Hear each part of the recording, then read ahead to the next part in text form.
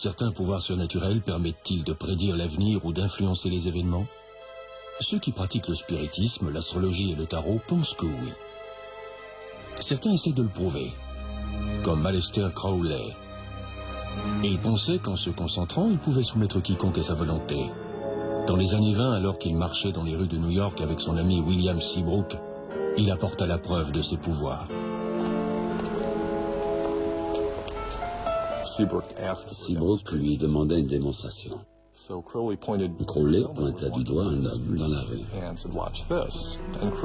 Il se mit à imiter sa démarche.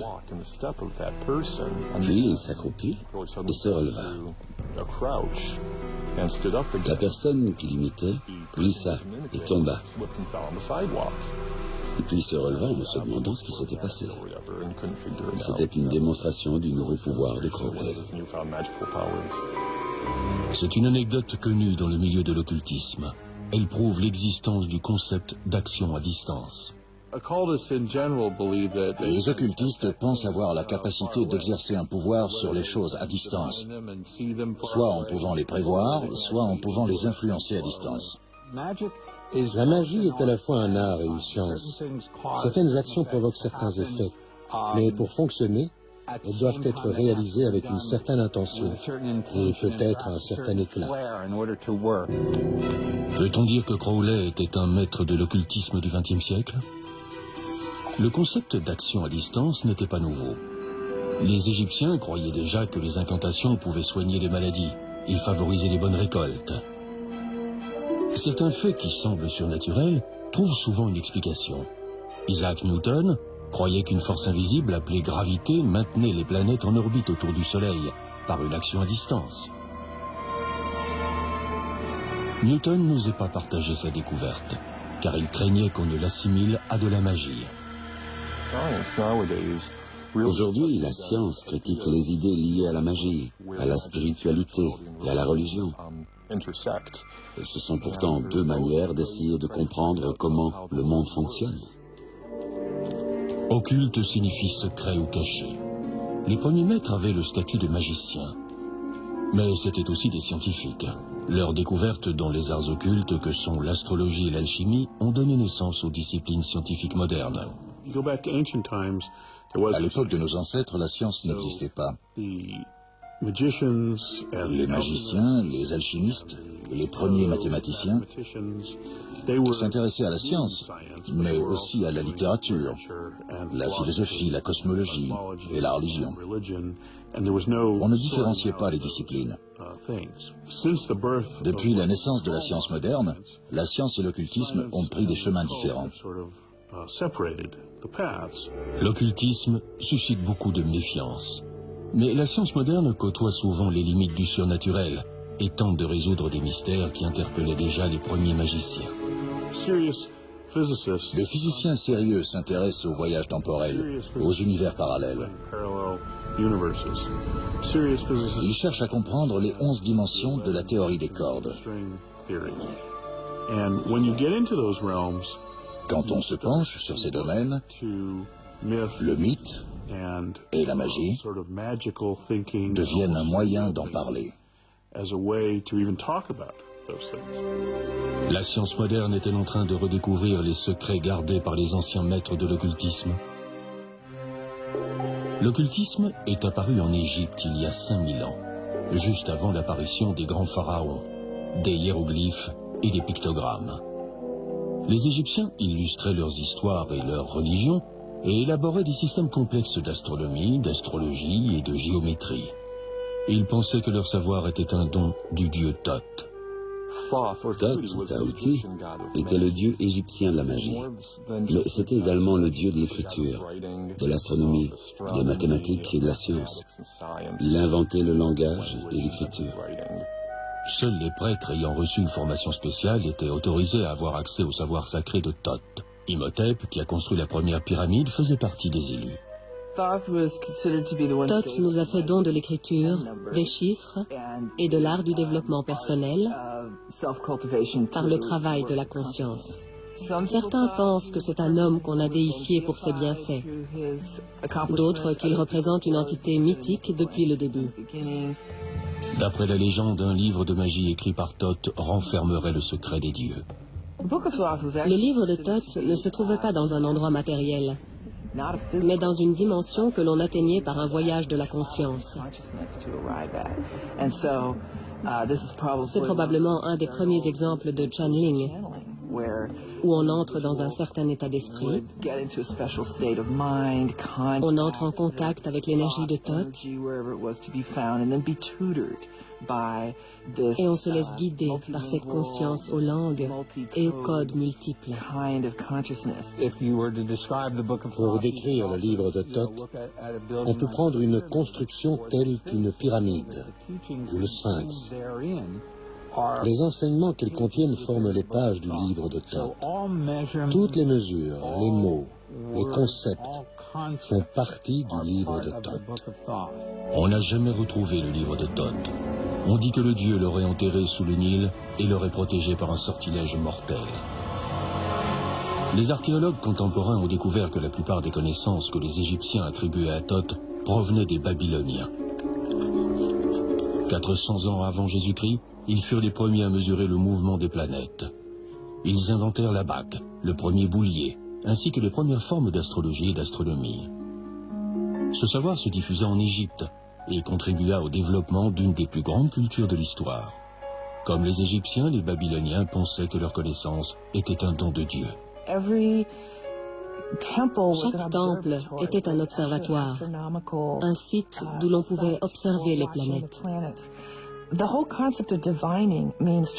divination est l'art de comprendre la volonté des dieux. Il nécessite la capacité de pouvoir lire leurs messages. Pour comprendre leur monde, les Babyloniens avaient recours à un des arts occultes les plus anciens, celui de la divination, ou l'accès au monde surnaturel. On pensait que le mouvement des planètes dans le ciel représentait l'empreinte des dieux. Le fait qu'ils se rejoignent, se croisent ou se déplacent avait une influence sur le monde. À l'âge de la pierre, les chamans invoquaient les esprits pour que la chasse soit bonne.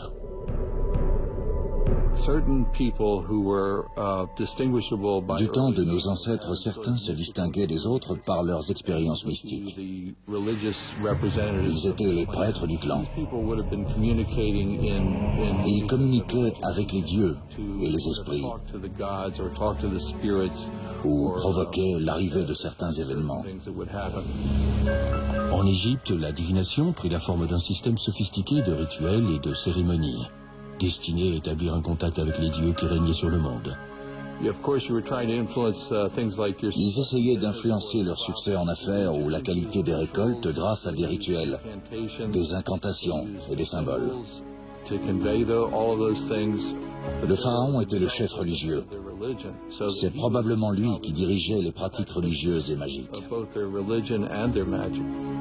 Ce qu'on appelle la magie cérémonielle, c'est-à-dire l'ensorcellement, les paroles magiques, les incantations, nous a été légué par les Égyptiens.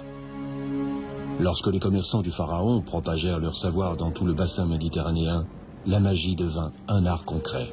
Ils élaborèrent un alphabet qui représentait les sons, les chiffres, les signes astrologiques, les planètes et les signes du ciel.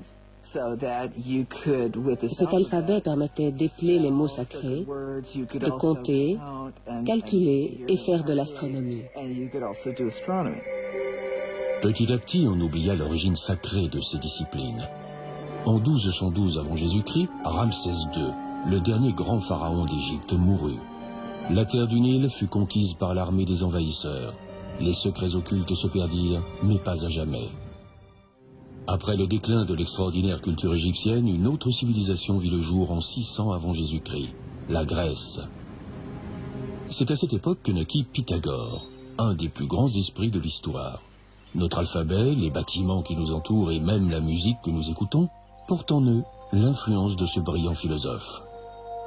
Dans sa quête de sagesse, Pythagore voyagea à la recherche de savoirs occultes perdus, qu'il trouva dans les écoles des mystères de différentes cultures. À partir des différents enseignements qu'il avait acquis, il créa une nouvelle discipline basée sur les nombres, la philosophie. Il pensait que les mathématiques, la philosophie et la compréhension du divin ne faisaient qu'un.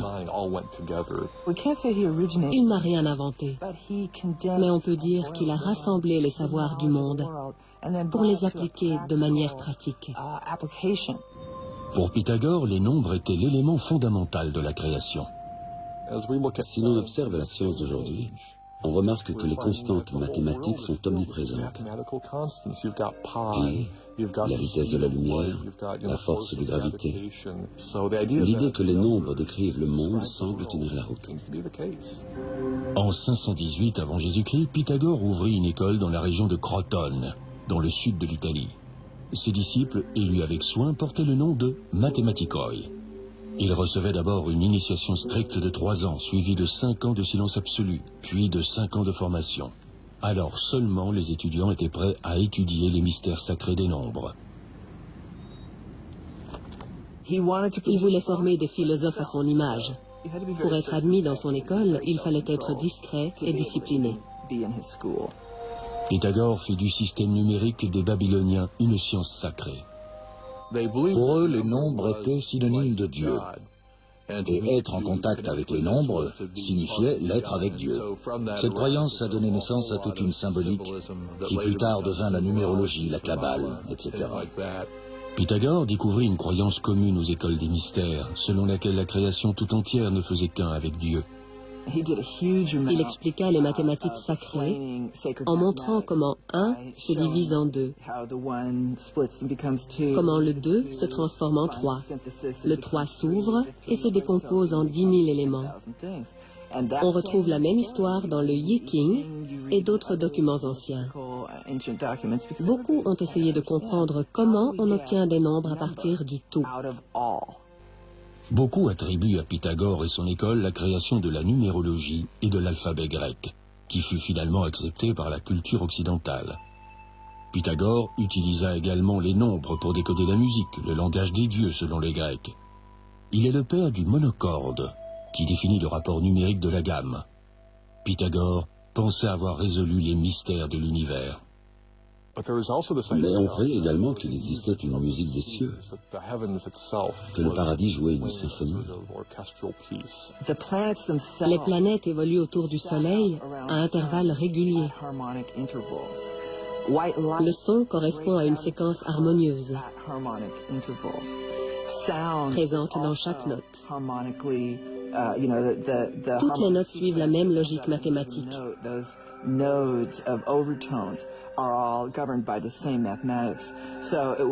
C'est Pythagore qui élabora la mathématique harmonique pour l'Occident.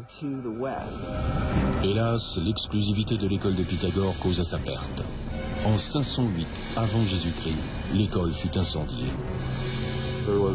On attaqua ces écoles, qui furent détruites. Certains disciples furent tués. Pythagore lui-même s'enfuit dans la campagne et mourut. On ignore ce qu'il s'est passé.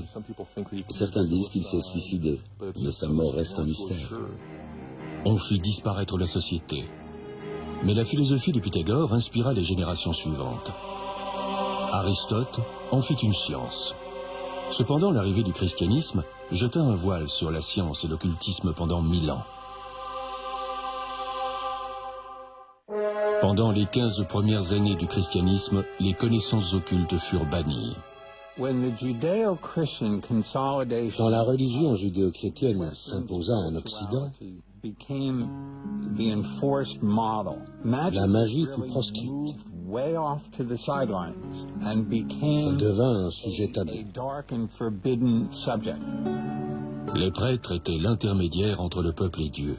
Ils jouissaient également d'une grande influence politique. L'Église établit une hiérarchie. Elle avait imposé l'idée que le pape détenait la parole de Dieu et qu'il la transmettait au peuple. L'Église s'allia également à certains monarques. L'Église conservait un accès exclusif à l'autorité divine. Comme dans tous les cercles fermés, si tout le monde pouvait les imiter, ils ne pouvaient plus se prétendre exceptionnels.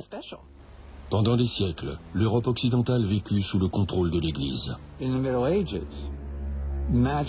Moyen-Âge, la magie était considérée comme un acte de rébellion antichrétien et contre l'autorité.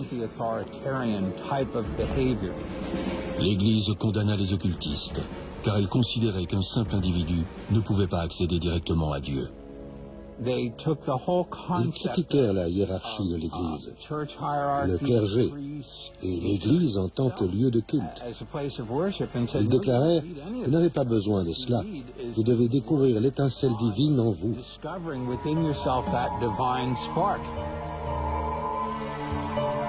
Mais au XIVe siècle, l'occultisme refit surface. Au moment des guerres saintes et des croisades, les monastères situés à la frontière du monde musulman avaient conservé de nombreux écrits de l'Antiquité grecque et des textes occultes. Les croisés ramenèrent certains documents avec eux.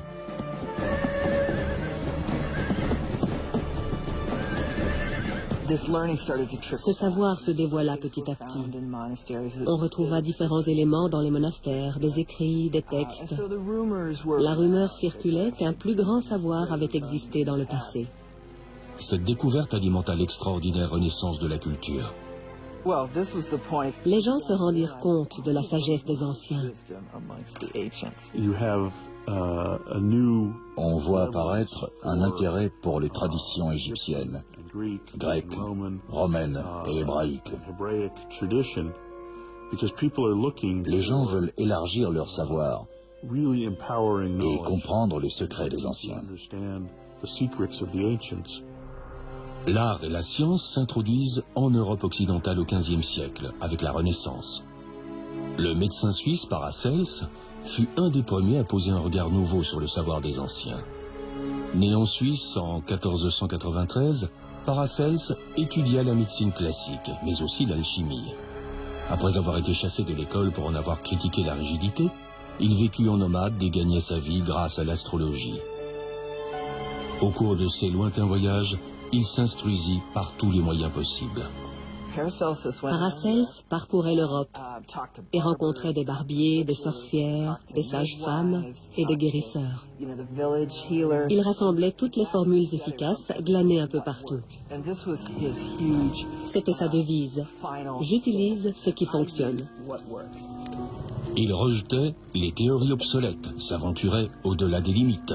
Ses expériences novatrices sur les minéraux et les produits chimiques posèrent les bases de la médecine moderne. C'étaient les prémices d'une révolution scientifique. Le siècle suivant allait être marqué par la découverte d'un texte occulte qui menaçait non seulement les traditions, mais aussi le pouvoir de l'Église. À l'époque de la Renaissance, le concept de savoir évolua. De nouvelles écoles virent le jour dans toute l'Europe. Au XVe siècle, Marsilio Ficino fonda une des académies les plus novatrices d'Italie. Avec l'aide de son patron, Cosimo Medici, Ficino acquit et traduisit un ensemble de documents qui auraient été écrits par un mystérieux magicien égyptien appelé Hermès Trismégiste. Un émissaire de l'Église orthodoxe apporta un ensemble de documents. Ficino découvrit 12 livres qui auraient été écrits par Hermès. Ils ne faisaient pas partie d'une œuvre unique, mais on les rassembla en les traduisant. Ces documents, que l'on appela les Hermetica, contenaient des enseignements datant du début de l'ère chrétienne et qui avaient disparu pendant des siècles. Leur authenticité ne faisait aucun doute. Le nom de l'auteur présumé, Hermès Trismégiste, était la combinaison du dieu grec Hermès et du dieu égyptien Thoth, les dieux de la magie les plus importants des deux civilisations. Ces documents parlaient d'occultisme, de doctrines ésotériques, d'alchimie, de magie et d'astrologie. Ficino et son école analysèrent ces textes ancestraux qui datèrent à la période d'avant Platon et qui, selon eux, venaient d'Égypte. Des scientifiques ont finalement prouvé qu'Hermès Trismégiste n'avait jamais existé. Ficino a traduit un abrégé des traditions grecques sur comment se cultiver pour atteindre l'illumination et élargir sa conscience pour égaler les dieux. Les livres étaient présentés sous la forme de dialogues entre le dieu Hermès et d'autres, qui révélaient les secrets de l'univers. Un des documents, un texte bref appelé « La table d'émeraude » devint la Bible des occultistes de la Renaissance. On dit que cette table comportait une douzaine de formules qui commençaient par « Ce qui est en bas est comme ce qui est en haut ». C'était la structure de l'univers. La structure des étoiles et du grand univers se répète sur Terre. Les Hermetica reprenaient l'enseignement des anciennes écoles des mystères, selon lequel l'humain possède une nature divine. C'est l'objectif de l'initiation à l'hermétisme. L'idée était de dépasser notre statut de mortel et de nous ramener à notre état ultime d'être spirituel. L'hermétisme charma les érudits de la Renaissance. L'occultisme perçait à nouveau.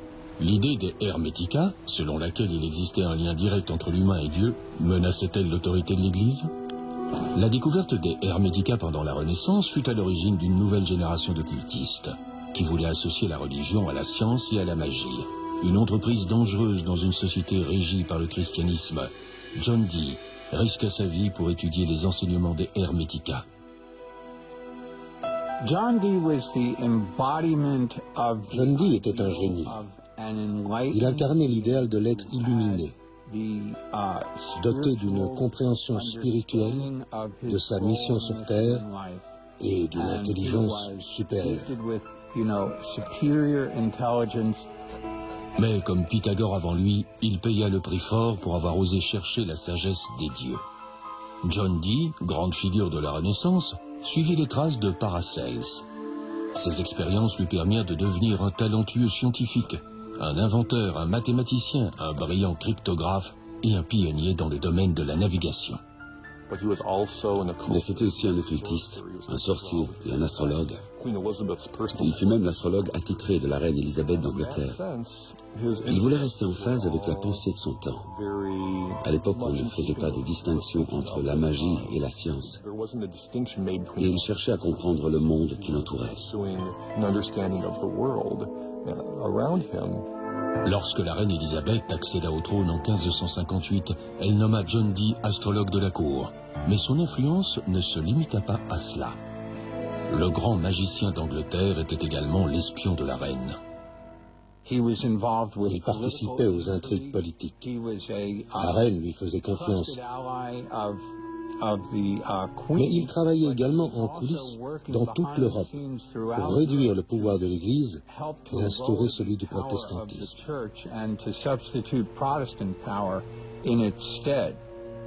Sous l'influence de Dee, la reine Élisabeth reconnut officiellement la science occulte la plus importante de la Renaissance, l'alchimie. Les alchimistes avaient deux objectifs, soigner les maladies et transformer les métaux vils en or.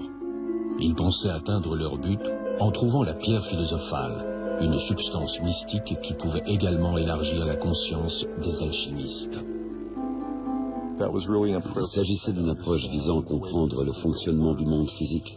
On peut considérer l'alchimie comme l'ancêtre de la chimie moderne. L'alchimie existait depuis le début de l'époque des Égyptiens, mais il prit un nouvel essor avec les scientifiques de la Renaissance. La science moderne est un héritage des alchimistes.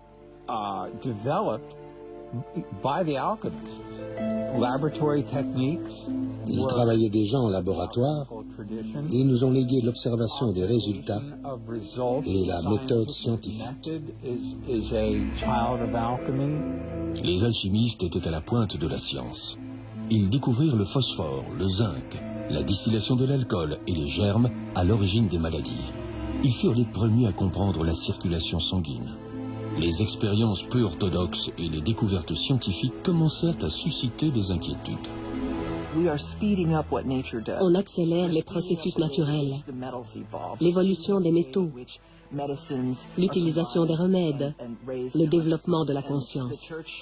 Pour l'Église, il était impossible d'accélérer les processus de la création de Dieu sans invoquer les démons. Outre son travail d'alchimiste, la plus grande passion de Dee était la divination. Il pensait pouvoir faire appel aux méthodes scientifiques pour communiquer avec les êtres surnaturels. L'obsession de Dee d'entrer en contact avec les anges aura des conséquences désastreuses. L'art de manipuler les objets tels que les os, les feuilles de thé, avait été transmis par les musulmans au XIVe siècle. Il devint une méthode très populaire pour lire l'avenir. Mais Dee utilisait la cristallomancie comme méthode de divination. Il scrutait une boule de cristal qui reflétait des informations surnaturelles.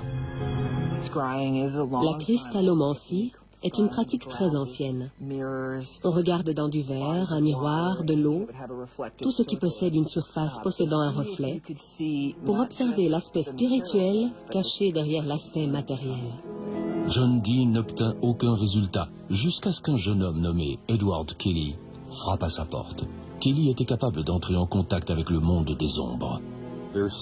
Edward Kelly mirait dans un cristal d'améthyste. Il décrivait ce qu'il voyait. Et tandis que John Dee prenait note des communications. Kelly commença à recevoir des messages des anges. Il parlait une langue qu'il appela l'énochien, d'après le livre biblique perdu d'Enoch. Ces transmissions sont les premiers exemples de ce qu'on appelle aujourd'hui le channeling. Les pratiques de Dee et Kelly étaient tout à fait nouvelles. Elles ne se basaient pas sur la tradition. En réalité, ils parlaient une langue nouvelle. Le vocabulaire et la syntaxe de l'énochien sont tout à fait cohérents. Et Kelly, qui n'était pas particulièrement instruit, n'aurait pas pu l'inventer. Il n'aurait pas pu créer un tel mensonge. Dee et Kelly partirent pour un tour d'Europe afin de partager leurs découvertes, à l'époque où l'Inquisition lança un nouvel assaut contre les hérétiques. Il suffisait du moindre changement dans l'environnement politique ou religieux pour que ce qui avait été considéré comme incroyablement génial devienne démoniaque et inquiétant. Quand Dee rentra en Angleterre, il découvrit qu'on avait détruit ses bibliothèques et ses instruments scientifiques et occultes. La cour lui tourna le dos. Cet homme qui fut autrefois un scientifique novateur finit sa vie sans dessous et accusé de sorcellerie. Dee était avant tout un magicien. Ses successeurs se sont basés sur son travail pour créer un nouveau point de vue, qu'il s'agisse d'art de la conscience, de magie cérémoniale ou de divination, selon des paramètres modernes. La chute de John Dee marqua le début du déclin de l'occultisme. L'Église déclara que ce type de pratique était l'œuvre de créatures possédées par le démon. Du XIVe au XVIe siècle, plus de 40 000 personnes furent exécutées pour sorcellerie. Les idées occultes s'ancrèrent dans les traditions de sociétés secrètes, telles que la franc-maçonnerie et l'ordre de la Rose. Les idées se transmettaient parmi les sociétés et les organisations secrètes, car elles étaient puissantes et dangereuses. Dangereuses pour le maintien des traditions, pour la religion établie. Ce sont donc des thèmes associés aux sociétés secrètes. Les sociétés secrètes se développèrent dans toute l'Europe. Elles furent instrumentalisées à l'époque des Lumières du XVIIIe siècle. Elles jouèrent également un rôle dans la fondation de la démocratie américaine. Vers la moitié du XIXe siècle, ces organisations se vidèrent de leurs membres, car elles traitaient davantage de questions de société que d'occultisme. Qu'est-ce qui a fait renaître l'occultisme? À New York, deux sœurs peu ordinaires éveillèrent une obsession nationale pour l'occultisme. La magie captivait à nouveau l'imagination. Le 31 mars 1848, les sœurs Lee et Margaretha Fox déclarèrent publiquement avoir contacté les esprits et déclenchèrent immédiatement une fascination pour la communication avec les morts chez les Américains.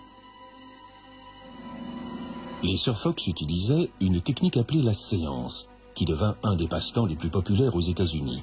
Les gens se réunissaient dans une pièce sombre avec un médium qui tentait d'entrer en contact avec le monde des esprits. On entendait tinter des tambourins et des clochettes. Et le médium exsudait de l'ectoplasme par les narines ou la bouche. Il s'agissait d'une sorte de substance spirituelle qui permettait aux esprits d'apparaître. Et parfois, le médium servait simplement de canal par lequel les morts pouvaient s'exprimer. Beaucoup d'adeptes du spiritisme espéraient apporter des preuves scientifiques de l'existence et de l'immortalité de l'âme. C'est à cette époque que fit son apparition Madame Blavatsky, une Russe qui s'installa à New York au moment où le spiritisme était le plus populaire. Elle devint rapidement le décodeur autoproclamé des cultes secrets anciens. Elle avait grandi dans une splendide bibliothèque ésotérique que son père avait constituée. Elle pouvait établir les liens entre différentes cultures, paradigmes ésotériques et enseignements spirituels. Elle voulait corriger les erreurs du christianisme en intégrant le mysticisme et la spiritualité des autres cultures. Née en Ukraine en 1831, Blavatsky fut mariée très tôt. Elle abandonna son mari pour voyager à travers le monde pendant 10 ans. Elle disait avoir étudié avec des adeptes du mysticisme en Inde et au Tibet. La médium exotique qui fumait le cigare fit sensation dans les cercles occultes. Elle refusait les limites. C'était une personne extrêmement instruite. Les gens se demandaient comment un esprit si vif pouvait se trouver dans le corps d'une femme, bouleverser les traditions et créer une telle inspiration. À New York, tout le monde parlait des séances de Blavatsky. De mystérieuses lettres apparaissaient, écrites par des maîtres spirituels qu'elle nommait la Grande Fraternité Blanche. Blavatsky n'hésitait pas à profiter de la popularité de ses séances au profit de sa cause personnelle. Elle mettait en place des effets spectaculaires pour matérialiser des lettres écrites par des maîtres supérieurs qui donnaient des instructions par son intermédiaire. La fraternité lui dicta 2 livres qui formèrent la base d'une nouvelle science du mysticisme, la théosophie. Blavatsky a écrit 2 œuvres principales colossales, Isis révélé et la doctrine secrète. Il s'agissait des enseignements secrets de cette fraternité orientale, l'initiation des écoles des mystères. Elle modifia complètement le paysage spirituel de la civilisation occidentale en introduisant ces concepts.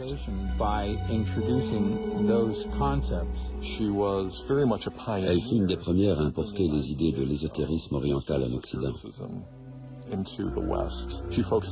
Elle se concentra sur les points communs entre le christianisme, l'hindouisme, le bouddhisme et d'autres traditions spirituelles. Elle pensait qu'il existait une tradition à la base de toutes les croyances spirituelles du monde. Blavatsky voyait son œuvre comme une science spirituelle. Elle établissait des liens entre les progrès scientifiques récents et les croyances occultes.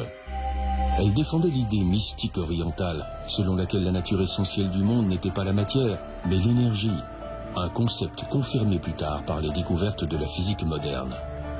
Blavatsky relança aussi la croyance orientale dans la réincarnation et le karma. Son culte fit rapidement des adeptes et elle lança la société théosophique. Le terme théosophie, inventé par Blavatsky, est formé de 2 mots d'origine grecque, théo, qui signifie Dieu, et sophia, qui signifie sagesse. La société théosophique enseignait donc la sagesse divine, ou sacrée. La société théosophique se développa à l'étranger et existe toujours dans beaucoup de pays.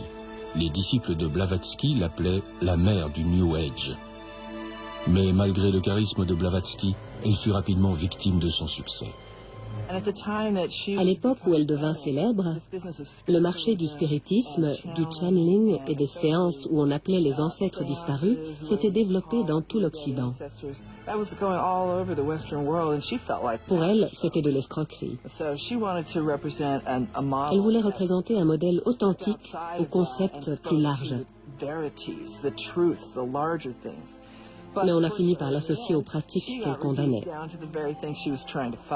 En 1885, Blavatsky fut interrogé par la Société de Londres dans le cadre de recherches psychiques. Il fut conclu que ces séances étaient truquées. Les lettres ne provenaient pas d'outre-tombe. Un appareil muni d'un ressort était placé dans la chambre au-dessus de la pièce où se déroulait la séance. On y plaçait la lettre qui tombait entre les lattes du plancher et se matérialisait entre ses mains.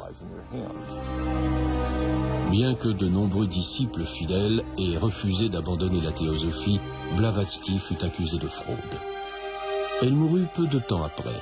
Ses disciples établirent un nouveau siège en Inde où la théosophie faisait un tabac.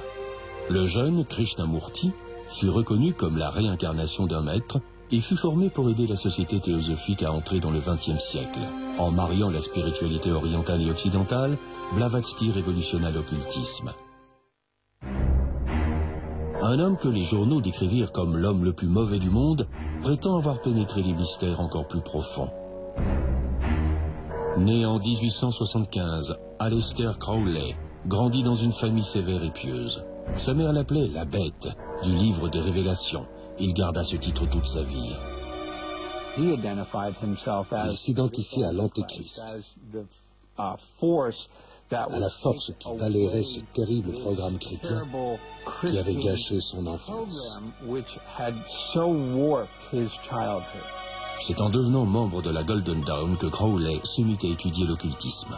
Le Golden Dawn était un ordre hermétique, la société secrète par excellence de l'époque victorienne en Angleterre.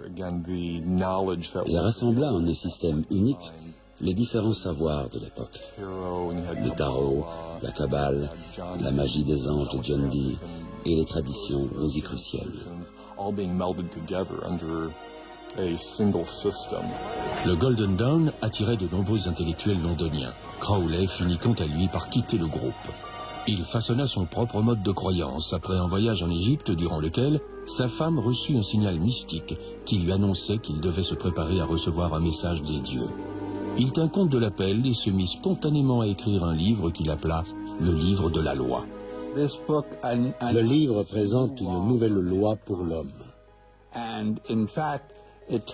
Il nous dit que nous sommes une entité spirituelle, forte et illuminée, et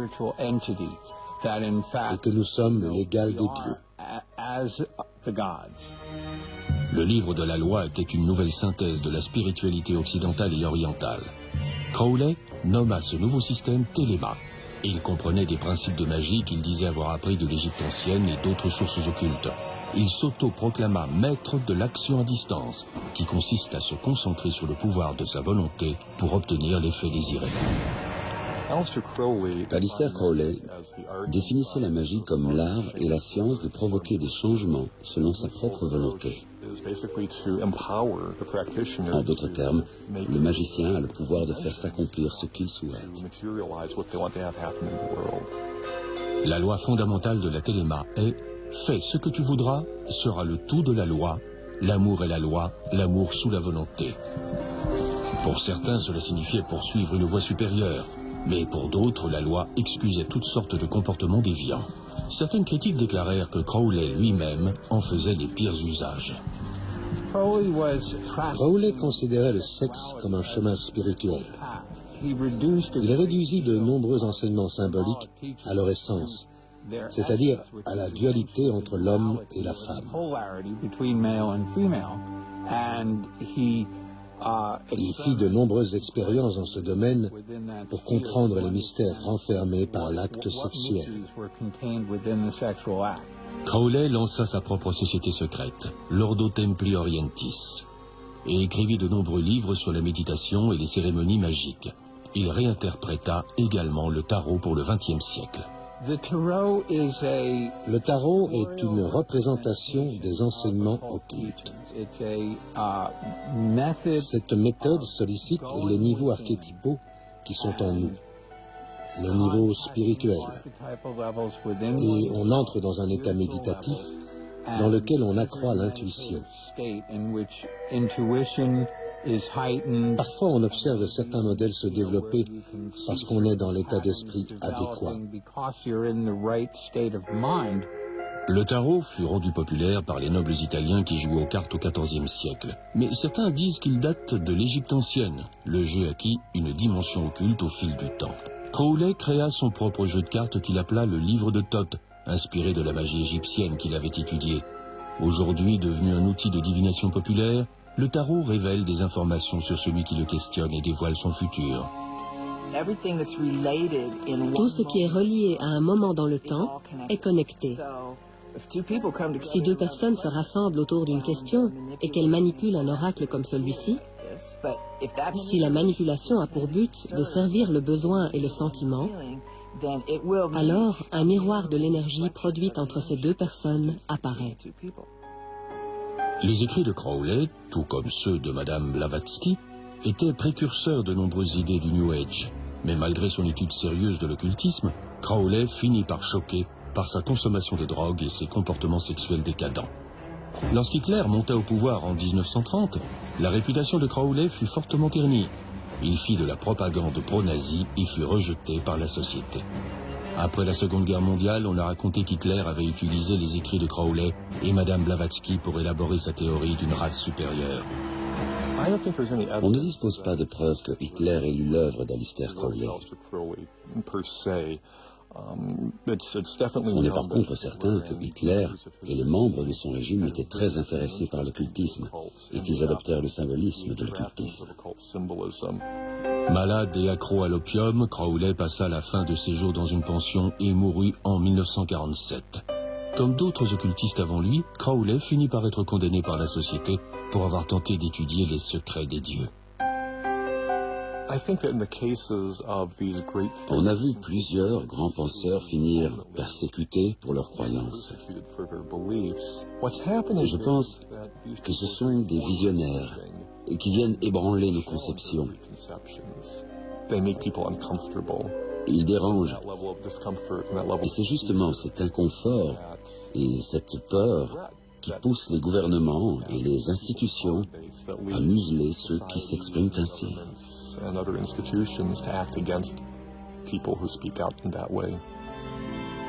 L'occultisme semblait à nouveau disparaître. Il fallut attendre la drogue, la révolte et la révolution sociale des années 60 pour qu'il fasse une nouvelle apparition. Tandis que l'occultisme se fut discret pendant une grande partie du XXe siècle, il refit surface avec le mouvement hippie dans les années 60. Les grands gourous tels que le Maharishi et Timothy Leary conseillaient d'entrer dans des états de conscience altérés pour atteindre des niveaux plus élevés de connaissance de soi. L'individualisme devint l'objectif de millions de jeunes qui rejetèrent la religion traditionnelle pour trouver leur chemin personnel vers Dieu. Dans les années 80, les idées du New Age étaient très répandues. Les écrits de Madame Blavatsky servirent de base pour réinterpréter l'occultisme et la réputation d'Aleister Crowley retrouva de son prestige. On observe un grand regain d'intérêt pour l'occultisme. Crowley devient une icône de la culture pop. Il figure sur la pochette de l'album Sgt. Pepper's The Beatles. Jimmy Page et David Bowie lui portent un grand intérêt. On assiste donc à la renaissance de Crowley dans les années 60 et 70, qui restera un personnage populaire par la suite. Les croyances occultes font maintenant des millions d'adeptes, qui font leur choix parmi les nombreux concepts afin de créer leur propre chemin spirituel. Mais l'occultisme suscite toujours la méfiance. De nombreux adeptes de l'occultisme le décrivent comme une quête mystique moderne.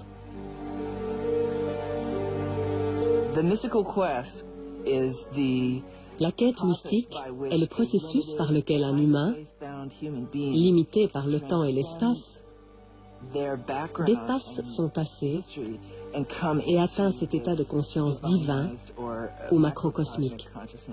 C'est cela, devenir immortel. On quitte son enveloppe charnelle pour s'identifier dans une réalité plus large. Les croyances de la philosophie holistique du New Age deviennent de plus en plus populaires. On est entouré de richesses matérielles et de technologies. Et on a l'impression d'avoir perdu quelque chose. On a perdu nos connexions, notre compréhension de nos racines humaines.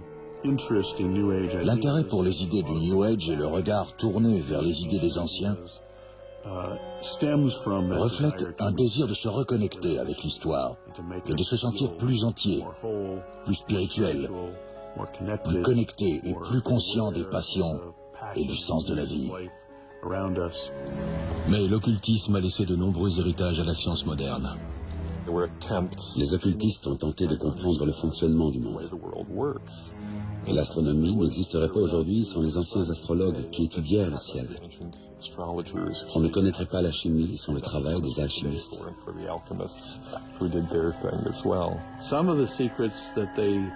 Un des domaines secrets sur lesquels ils travaillaient était la vie éternelle. Pouvoir être épargné par la maladie. Il y avait aussi la transformation de la matière en or, mais aussi celle de l'humain en un dieu.